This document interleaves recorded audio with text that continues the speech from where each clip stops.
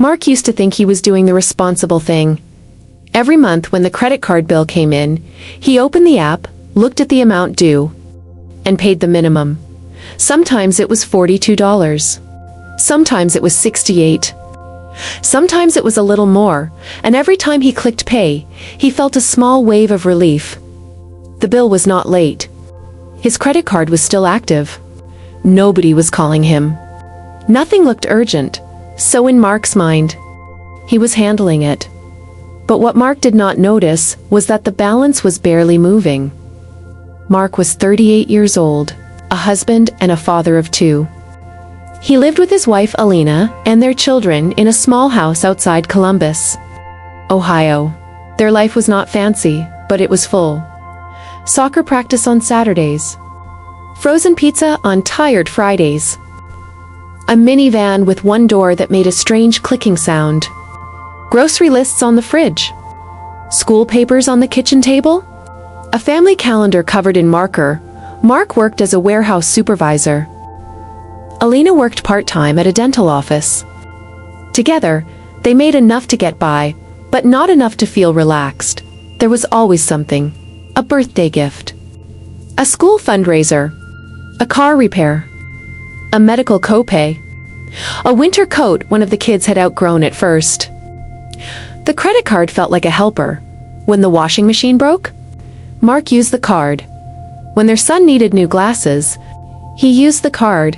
When Christmas came and money was tight, he used the card and told himself he would catch up in January.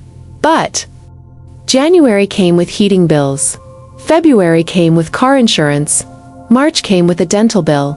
And somehow, the card that once felt like a safety net started to feel like a quiet shadow following him around. Still, Mark paid the minimum every month.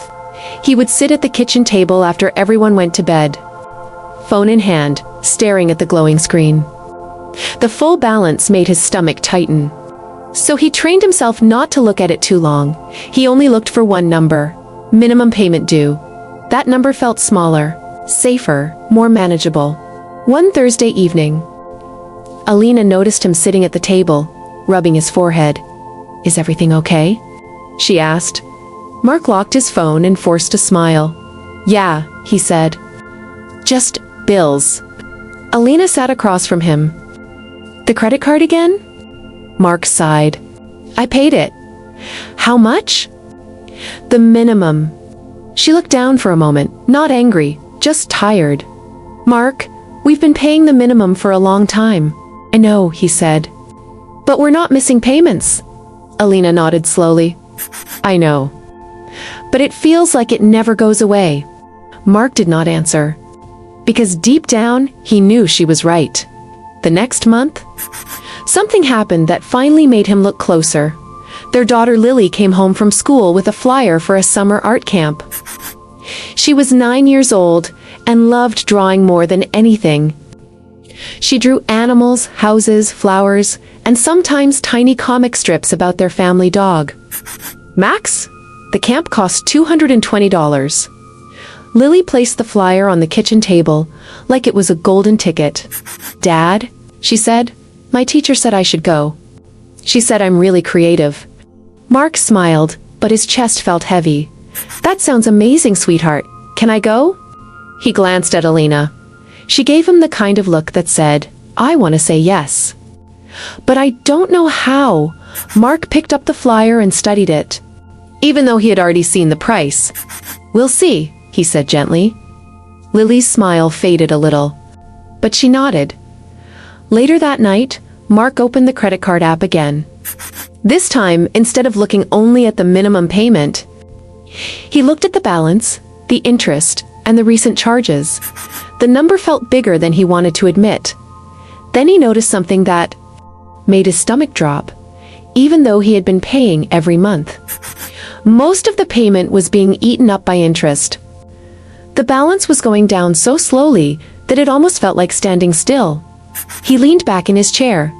For the first time, Mark understood something simple but painful. Paying the minimum had kept him from being late, but it had not helped him become free. It had only kept the debt alive. The next morning, Mark did something he had been avoiding. He printed the last few statements and sat down with Alina after breakfast. "Need to show you something," he said. His voice was quiet. Alina sat beside him as he pointed to the numbers. "I thought I was doing okay." "Because I paid on time," Mark said. "But I wasn't really making a plan. I was just keeping the problem quiet." Alina reached for his hand. "We both avoided it," she said. "Not just you?" That helped, but Mark still felt guilty. He thought about the little things he had charged without thinking. Take out after long work days. Extra tools he convinced himself he needed. A few online orders that felt small at the time, none of them seemed huge alone, but together. They had built a wall between his family and peace of mind. Mark and Alina did not fix everything overnight. There was no dramatic miracle, no sudden raise, no magic solution. They started small. First, they stopped using the card for new purchases, unless it was a true emergency. Then they made a simple list of what they owed, what they earned, and what they spent. It was uncomfortable, but it was honest. They found a few places to cut back. Not forever, but for now. One less takeout night each week. Fewer random online orders. A cheaper phone plan? Mark packed lunch 3 days a week instead of buying it near work. Then they chose one goal: pay more than the minimum. Whenever they could. Some months it was only $20 extra. Some months it was 50. 1 month. After Mark sold an old toolbox he no longer used. They paid an extra $100. It did not feel exciting at first. The balance still looked big. Progress was slow, but something changed in the house. Mark no longer hid from the bill.